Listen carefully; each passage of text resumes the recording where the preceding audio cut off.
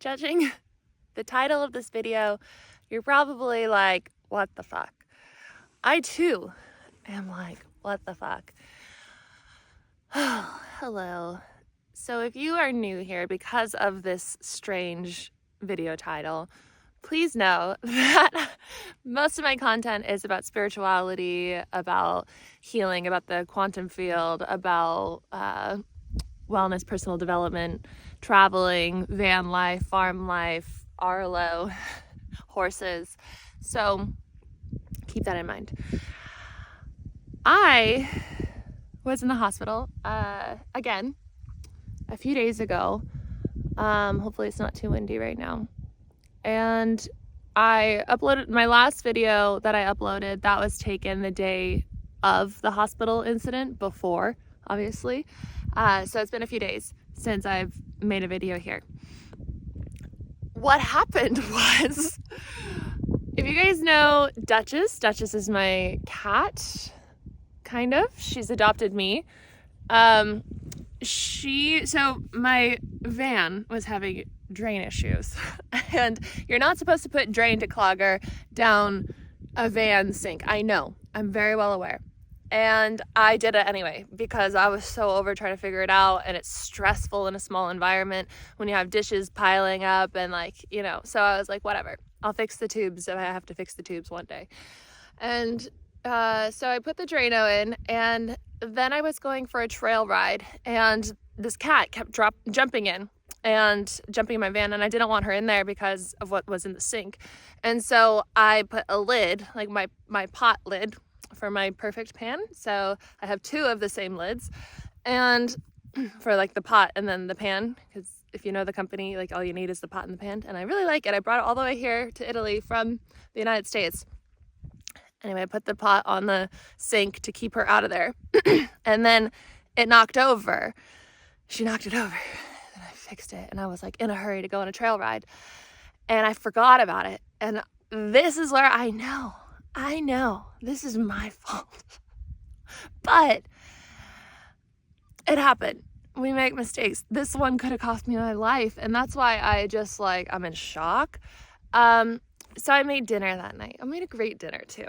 And it was like this, I don't know, like it's not Italian, Indian kind of dish with chickpeas and curry, and it was really good. And I also just bought a fireplace, and I'm building a roof outside, and I have like this little patch that's becoming my own area on the farm. And so I was enjoying my first fire with my dinner, and I was so happy. I was like, this is amazing. This dinner is great. That trail ride was great. Oh, the fire is great. I can't wait for my new roof structure and to build my outdoor shower. I was like, I love life. I'm living in Italy. I'm living my dream. I get to make YouTube videos. I get to coach. I was like, life is so good. And I was like, oh, I don't feel so good.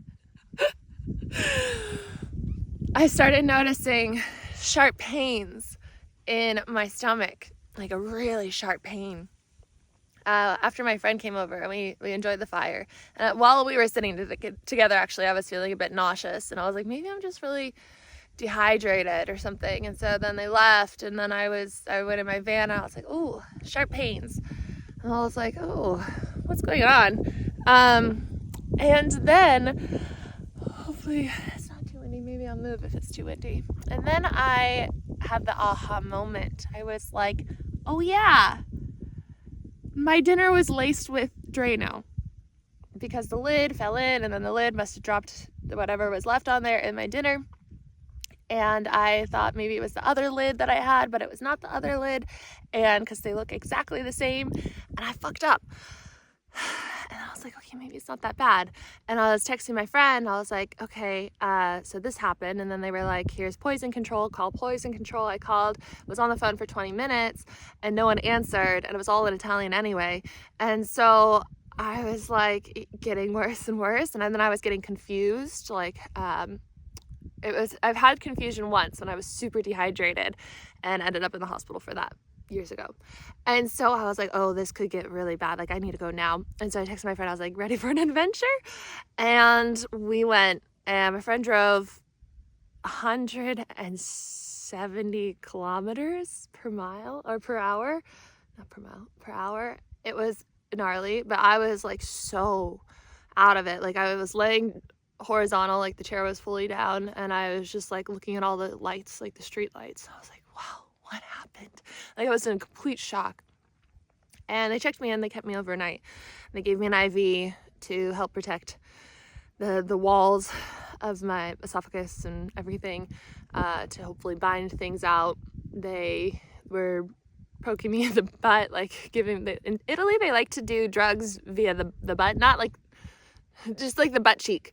And so they gave me a shot in my butt for a painkiller, and because I asked them to take the IV out of my arm because it was so painful, I was like, things were really funny. Like my friend and I were actually laughing a lot, and then like that kind of wore off after a while, and then I was just really feeling shit.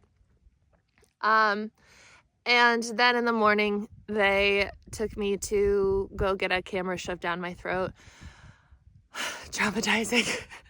And there's inflammation there. And one of the other symptoms that I noticed, which is obvious that this would happen, and it was one of the first things that I noticed that's still happening, is when I would drink water, I could like feel it everywhere. Like it's like a very odd sensation of coolness throughout my body.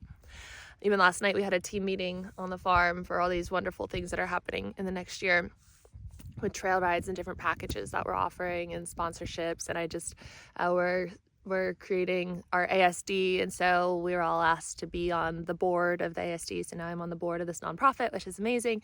And I was just so cold the whole time. I was like, this sucks. This is actually very scary too.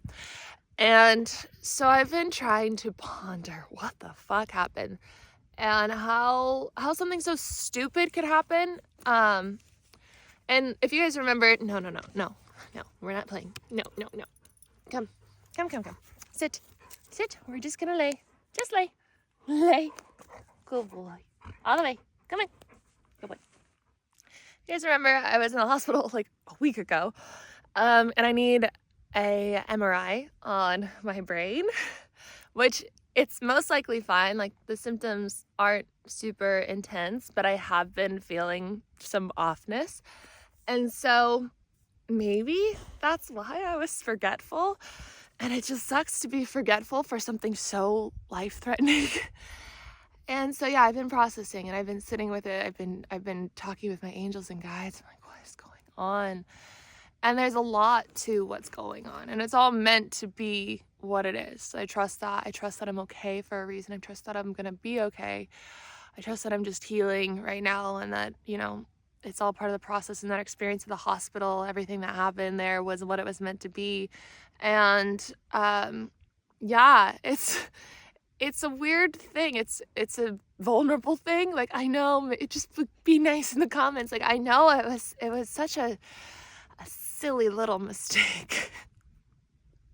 And yeah, it's one of those things that reminds you that you're having this human experience in this human body, and how sensitive this human body is, and how many dangers there are on earth, and just that we have to be careful. And also like that there's so many like very toxic chemicals so close to us, like so close.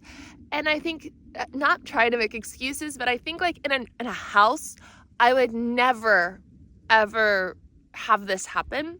But in a van, it's just such a small space, and there's just like, I don't know, it's just very crammed, and like you use things for multiple purposes. So like using that pot lid for the sink cover, stupid. But it's like, and I'm not calling myself stupid. I have so much love for myself. I have so much compassion for myself. I really like, I forgive myself. I'm in this. I'm just in this. But yeah, I don't think this would have it's never happened in a house. It usually doesn't happen in a house. We did some research on like how often this happens, and there's not a lot of research on Drano, but there's some random studies in New Zealand for some reason on it. It happens sometimes, but I've never heard of it. And so there's many things that come with this. And so I've been trying to also just go into my field and say, like, I choose to be safe. I choose to be protected. I choose to be guided. Like, what am I not listening to? What am I not seeing? What, what was the reason for this? And so if you've ever made a stupid mistake that, set you down this path that is undesirable, like I don't desire to be so tired right now. I don't desire to feel this like chillness. I don't desire to fear the damage that could have been done in there. But it was all meant to be. So if you've ever experienced something where you made a mistake because you weren't fully paying attention, it's okay.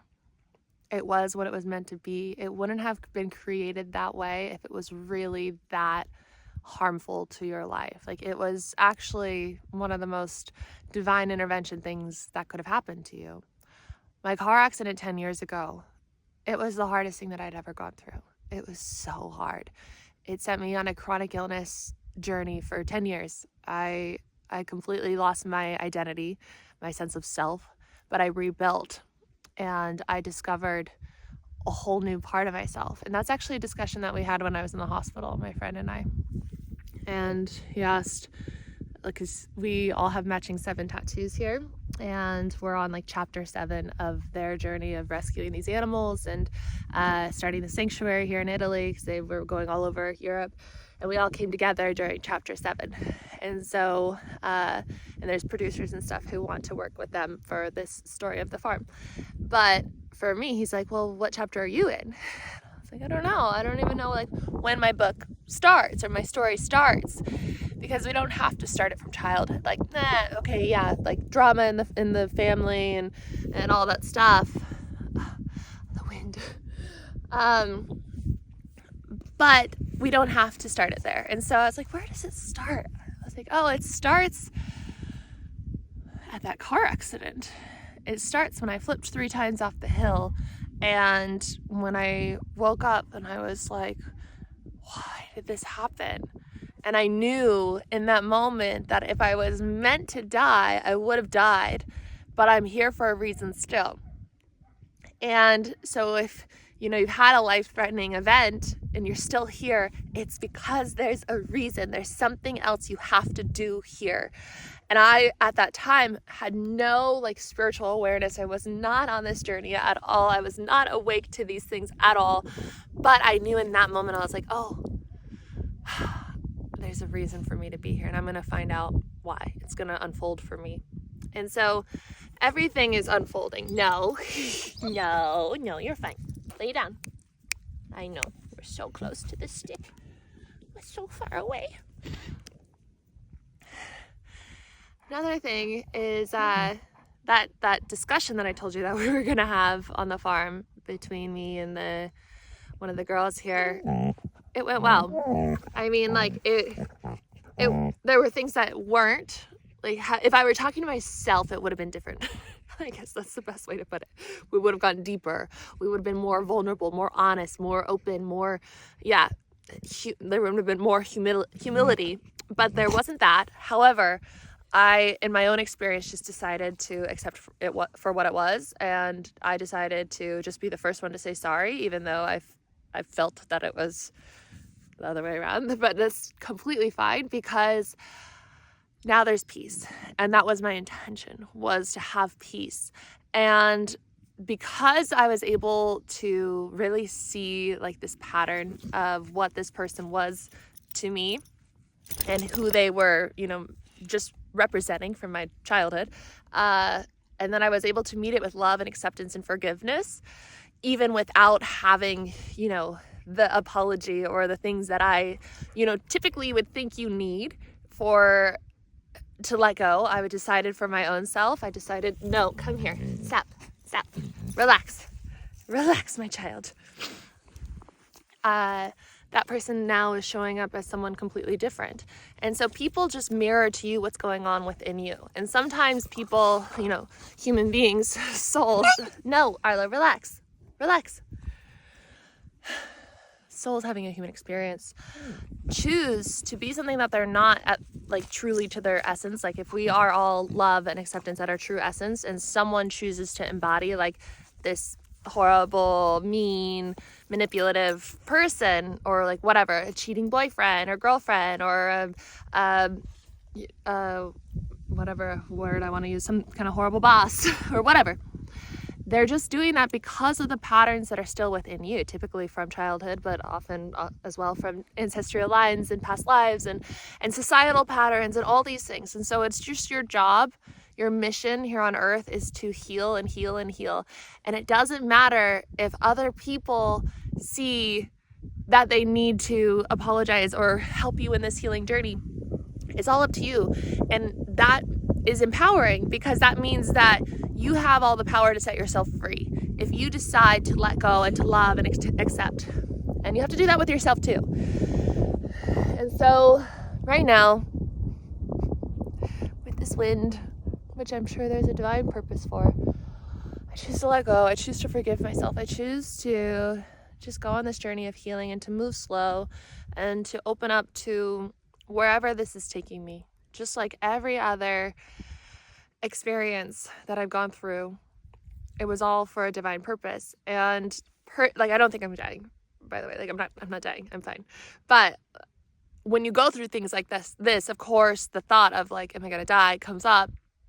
And I'm not afraid of dying, because I know in my core that at the other side of this is just we go home to this truth that we are, this infinite love and abundance, and it's not a scary thing. And then we get to reincarnate wherever we're meant to go. But with that being said, I love Earth so much. I love the intensity here. The incredible intensity. I love the contrast. I love the confusion. Like, emotions have been so high this week for so many reasons, so many interpersonal things. And I, as confronting as they are, this human experience is beautiful. And I can't wait to experience more and more and more. And so I wanted to share this with you. I wanted to share this odd experience with you and let you know that maybe I might be a little slow, a little infrequent of uploading in the next week or so. I don't know. We'll see what I feel like tomorrow and the next day and the next day. Yesterday, I was invited to go cantering in a field, and I declined because I was like, that's probably not a good idea. And I was like, I should go slow. I should take it easy. And then they were like, how about you come on a trail ride? Like, we'll take a nice, easy trail ride. Well, my horse that I was on is an ex-race horse. Even though he's old, he's like 22, maybe? He still has it in him. And so because it's wintertime and he's eating a lot, and he's not exercising a lot, he really had some spunk in him. So we cantered a few times because he was just like really feeling it. And we went through let me show you. We went through some bushes. I'm not cutting myself. I didn't drink the Drano on purpose. The doctors asked that too. I would never. But we went through some trees, and I was in the lead at that point because things had got turned around. We met a dead end, and I was trying to be on the back to keep a new beginner on a horse with everybody. And then all of a sudden my horse became the lead, and so we're just powering through these trees in this area that was not a trail. And I was like, oh man, I'm supposed to be resting. But at the same time, this is what I'm going to leave you guys with, this concept. A lot of my symptoms that I'm feeling right now, or just not a lot, but like the fatigue and the slowness is, from what I know, is from the shock, the trauma of that experience. And so my nervous system is trying to regulate right now. And so I chose to go out on the ride yesterday because I know myself, and I know that getting out and feeling alive and enjoying being on a horse and enjoying being in the Italian countryside and all of this would, redirect my thoughts, rewire my thoughts, and show my body that it's safe. And because I'm at a point now with riding where I don't feel like unsafe, like even in the cantering and the going through the trees, I didn't feel like out of control. So it wasn't like more traumatizing. It was more like invigorating. I felt it to be good for my body. And so I definitely am taking it slow today and resting for the side of where the fatigue and the whatnot can come from, like my immune system just fighting to heal and recover. And so there's this balance that we have to acknowledge when we're healing, because oftentimes we get stuck in this dysregulated state if we're just in our home, moving slow, going to bed, doing all the healing things like the enemas and the saunas and the Epsom salt baths and the blah blah blah, like a lot of the stuff with chronic illness. And then we get stuck in this mindset of like, I'm sick, I'm not healthy. And so a lot of my healing came from rewiring my mind and be like, no, I'm healthy. I can eat gluten, dairy, and sugar and soy, and if I want, in moderation. I can go outside, I can exercise again. And when I would have the symptoms from doing all these things, I would rewire by visiting my high vibrational state. And because last night I was feeling so low from these symptoms, from this experience, and then we had a team meeting in the kitchen, which has mold, and my whole past is with Lyme disease and chronic mold illness. I was then having some of the mold symptoms. And so then I was doing my brain retraining during the 3-hour meeting, and I would go to my future self. I would be in my kitchen and I would be cleaning my countertop with non-toxic, completely non-toxic cleaning solutions. And I was like, I was making my favorite healthy meal without Drano laced in it. And I hope you guys are laughing with me, because that's what we got to do to get through this. And I was just like so cozy. I was looking at the beautiful view out my window, and then my symptoms would go away. And then I would, get back in the meeting. I would look at the mold. I would I would feel the chill from the burning in my esophagus, and then I would feel it again, and then I would go to my high vibrational state. And so I was practicing brain retraining and nervous system healing and healing my body by going to the high vibrational state. And this is how we can change our entire life. This is how we can experience miracles, how we can heal instantaneously, is by choosing how you want to feel.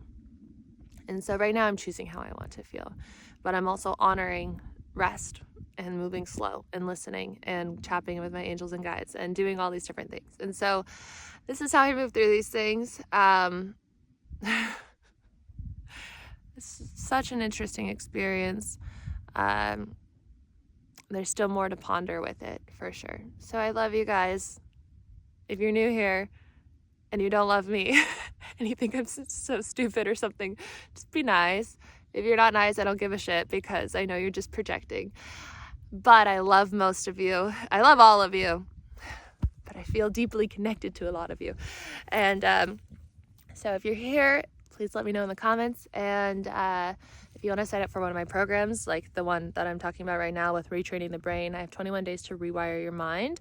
And then I have 21 days to know your divine guidance. And so Rewire the Mind is all about healing the nervous system, going to that chosen timeline, rewiring your thoughts for health, for happiness, for success, for abundance. It's literally what gave me this timeline, which I do love with all of its wonderful contrast. And no biting. He's like, please let me go. I want the stick. And 21 Days to Know Your Divine Guidance is all about learning the language of your angels and guides so that you can go to that place and have that communication with them, like how I've been doing, like in the hospital. I was like, why? And they're like, you'll know soon. Why? Just be patient. You're okay. We've got you. We're holding you. And so I can hear, some people feel, some people taste, some people smell, some people know. It's different, and it's different for everybody. And so that program is all set up so that you can open up to the divine and receive these messages and learn that language, so that you never have to go outside of yourself looking for guidance and whatnot, and answers and messages. Oh, there are so many weird messages and everything that just came through in that experience that I can't even go into right now. But I also have Decondition, which is all about deconditioning your mind to allow yourself to experience Earth in this new Earth energy, in this new paradigm, and to become awake to your potential, to your truth, to just the fact that you're a spiritual being having a human experience, and that, this stuff is just, it is what it is. It's not reality, because reality is made up, but it's your perceived reality at this time. And you can change it. You can leap into different things. And so that program is so powerful, and I cannot wait for it. I can't wait to do it with you guys. I can't wait for the sound healings, the Akashic records, the past life regressions, the visualizations, the hypnosis, the EFT tapping. Like, so much of it is just like the most powerful stuff I've ever experienced in my entire life, and we're going to go on that journey. So I invite you to that as well. And lastly, I know I said that already, I'm going to go unload like 10 horses right now that just came from Bulgaria, one from the UK. I've been linking this fundraiser every single day for Liam and for the other horses from Bulgaria. And so they're arriving right now. We still need to finish this fundraiser because of the transportation that the farm has had to cover, even though it hasn't been covered yet. The transporter is just a friend, and so we need to give him the money. And so if you would like to support this cause of us rescuing these horses from most of them, almost all of them except for Liam. Liam has his own story, which I'll get into, but the horses from Bulgaria, they're coming from a lady who has a rescue there, but she has breast cancer. She has a history with breast cancer. She's actually the original Lucy from Castaway, which I learned last night. So the movie Castaway, like the actual story of Castaway, she's that Lucy. And so she's been struggling on and off with cancer, so she's kind of starting to let go of her animals, so that, you know, she can just focus on her health and not have to worry about them in the future.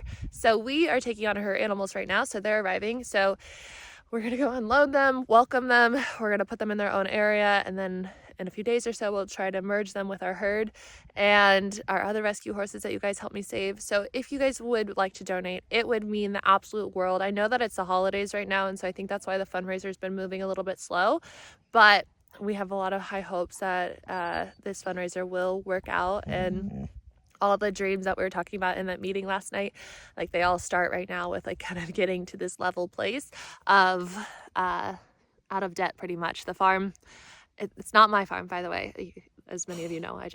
I'm now on the board. But no, there's like a hay debt, there's an electrician debt, there's a vet debt, and once those things are all covered, so I've been working on getting grants for the farm. I have 3 different people that I'm working with right now who are grant writers. If you know a grant writer in the EU or Italy specifically, let me know.